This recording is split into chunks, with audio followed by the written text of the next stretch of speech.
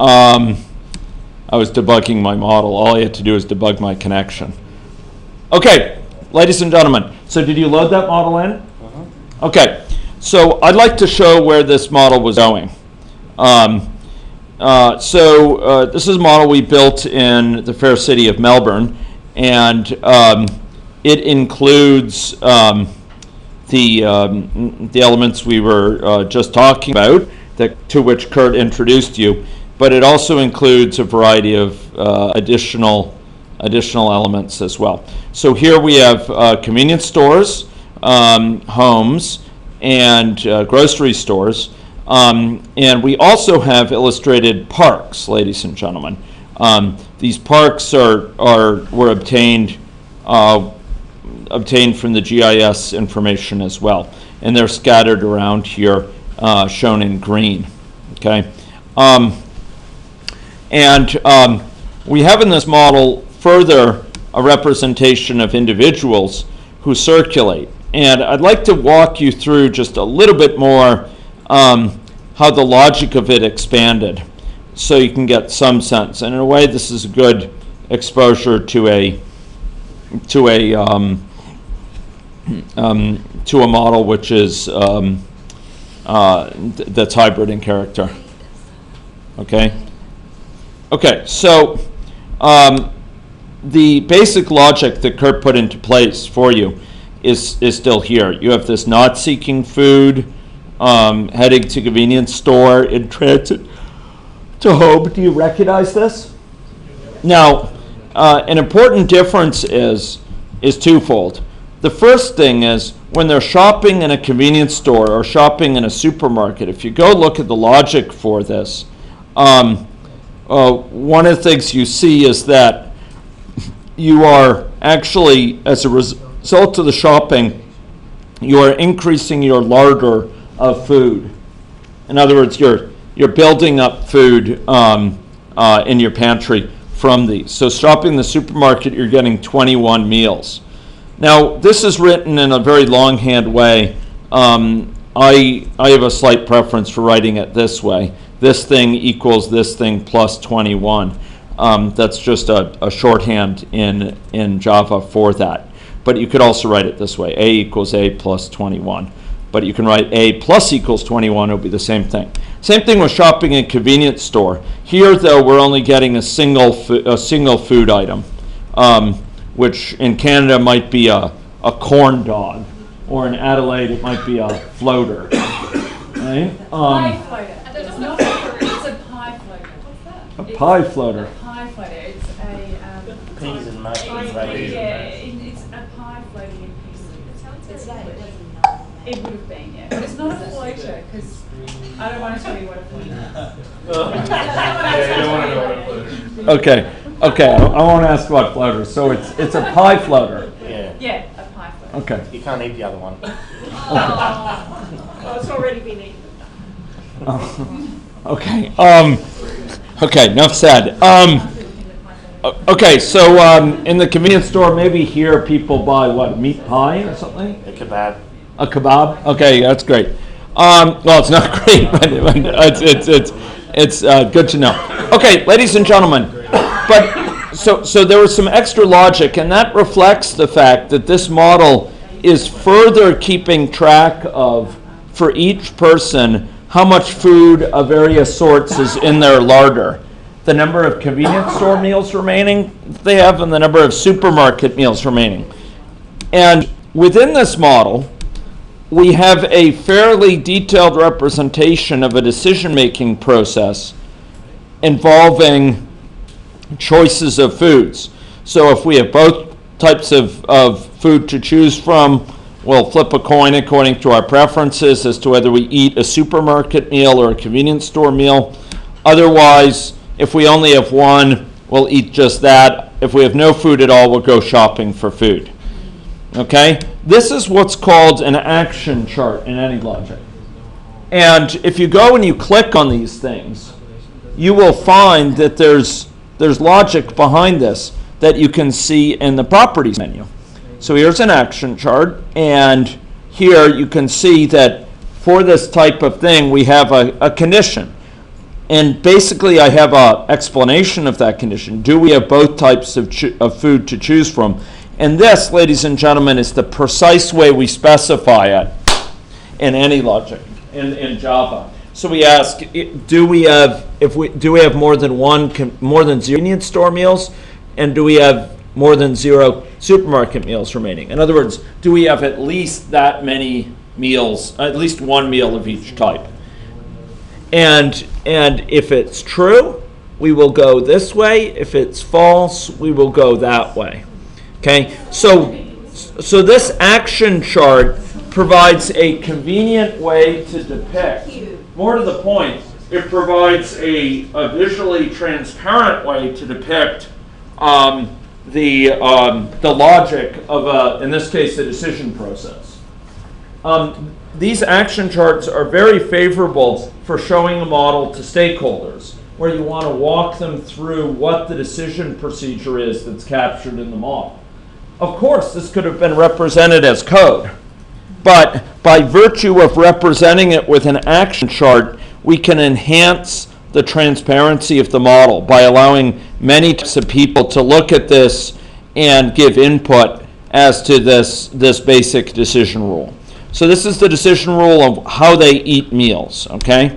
Now, just to show you whence that came, you can go to Palette, and you can scroll down in Palette, and there's a thing called action chart. Do you see that?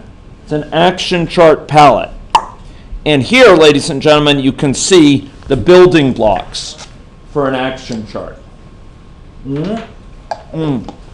So you have an entry point for the action chart, and it actually creates no less a function that you can call eat meal.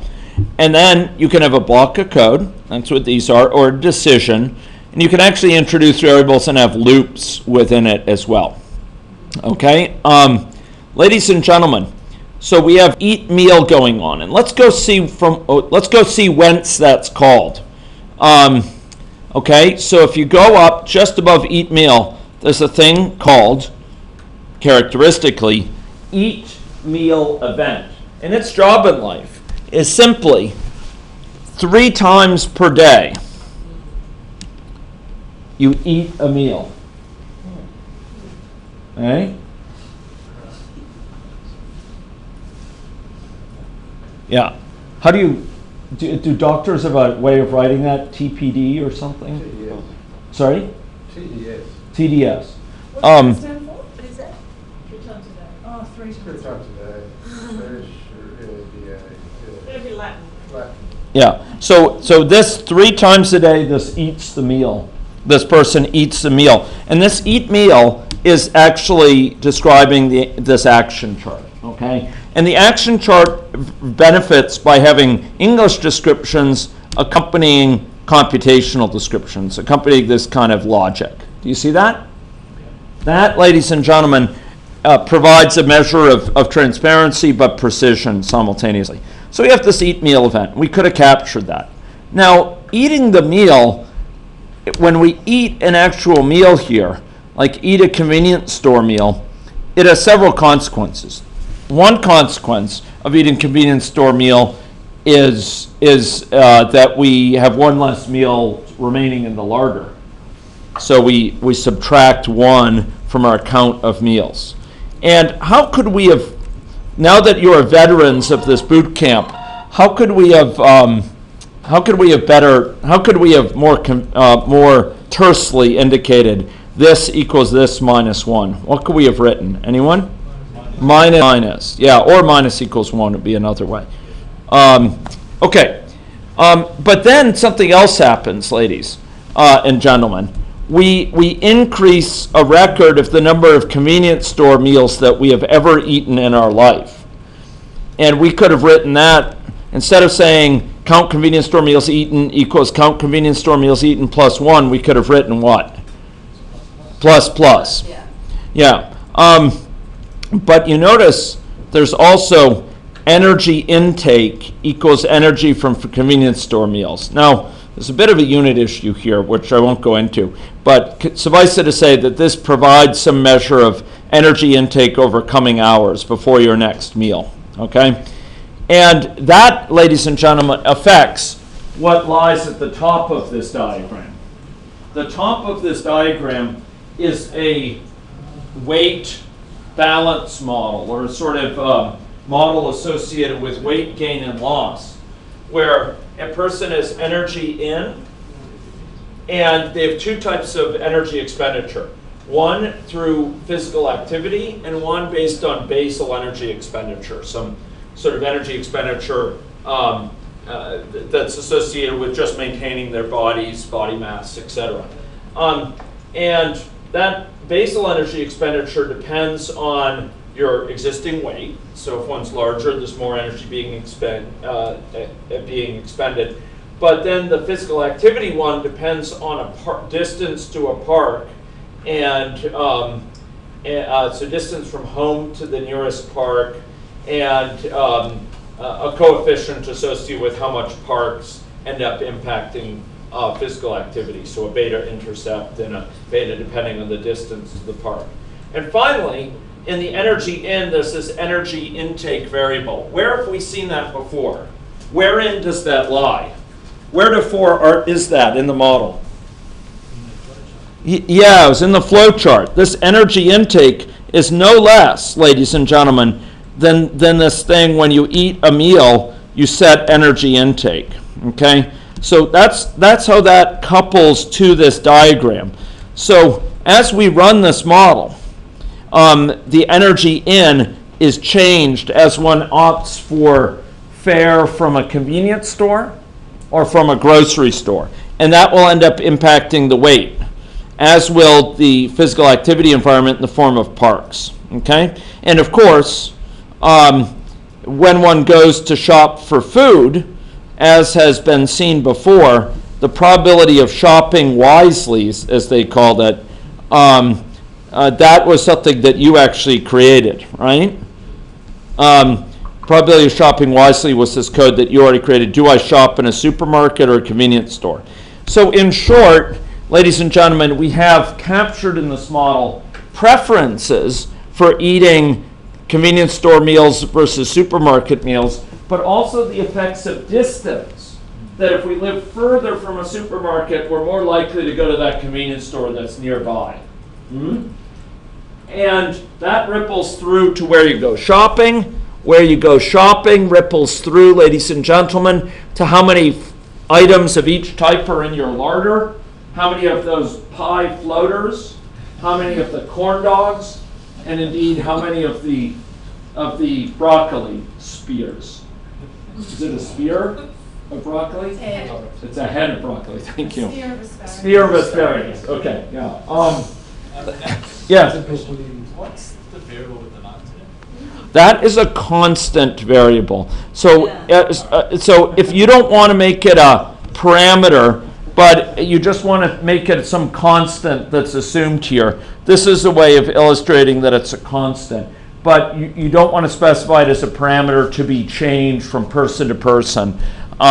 This is one way of doing that. We could put it up in main, but instead of littering the space of main's parameters, we just said, okay, we'll turn it into a constant, and that constant will be the same across people. And why don't you use parameter? Because it's a good question. It's because it doesn't. So I'll divide that question into two parts. If it were a parameter, why don't I make it a parameter in person? It's because it doesn't vary person to person.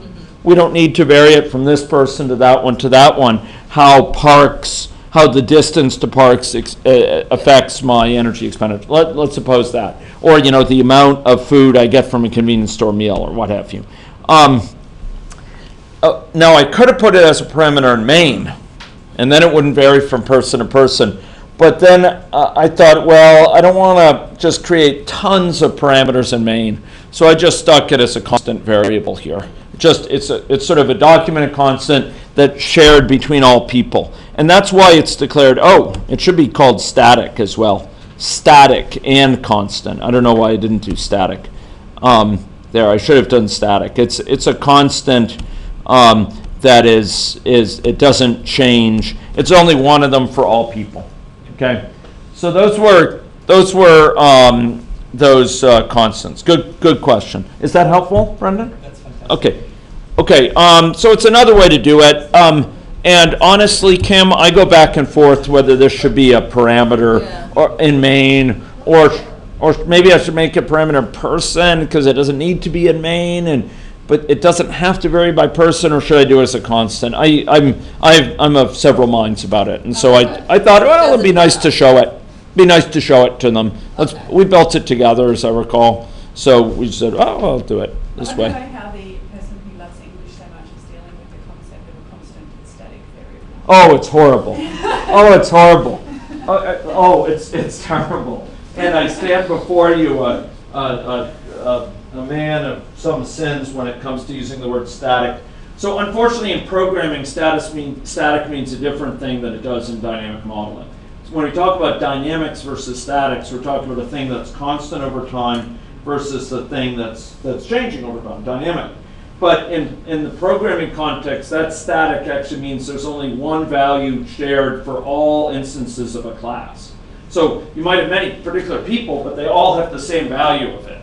And it's a very different notion of static. And I go from my modeling class where I'm teaching undergraduate modeling, and I'll use static and as contraposed with dynamic, and then I go to my software engineering class and I talk about static in this other sense. And it's a terrible thing. A terrible thing. And if I have my druthers, I will eliminate it. But I don't think not many people are asking me. So I don't think there's too many people who feel my pain because they're either one type of person or the other. Anyway, Dylan will fill it. And perhaps Kurt and Alan in the fullness of time too. I don't change any of my variables to constants. Okay. So, ladies and gentlemen, now let's go take a look just briefly on running this model. So if we were to go run it, then we could dive down to the level of a person. Okay. Here's the fair city of Melbourne. And unfortunately, we're running it all together, so it's loading things in for all of us simultaneously. Here's a person, and this person is over time. This person is gaining some weight, but over time they may go shopping. So let's one can be it's time for them to go shopping. They're going to a convenience store. That's going to keep their upward trajectory. Look at this. This person has a very strong preference for convenience store meals, and their appearance, is growing. Okay, here's a person with only a moderate preference for convenience store meals. Here's a person with a convenience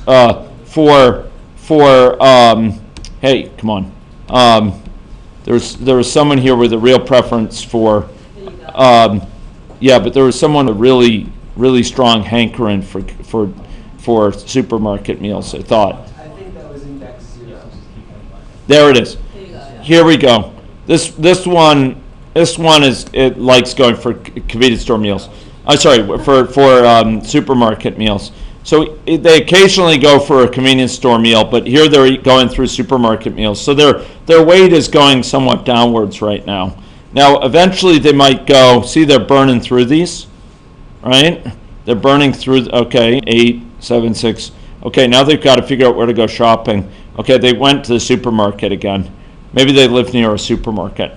So the point is that this model integrates aspect of the physical activity environment, distance to parks, of the food environment, distance to convenience stores and supermarkets, decision-making involving preferences, and more than that, we can actually go add in, I thought it was in this model, we could actually go add in convenience stores and supermarkets in a live way. And I'm guessing that it's not this version. This is probably the later version where I didn't have that. But we had a version of this where you can go add these things in based on clicking on the map. You could add in a supermarket at that location, the X and Y location. And that allows you to sort of examine in real time the impacts of a environment. Okay?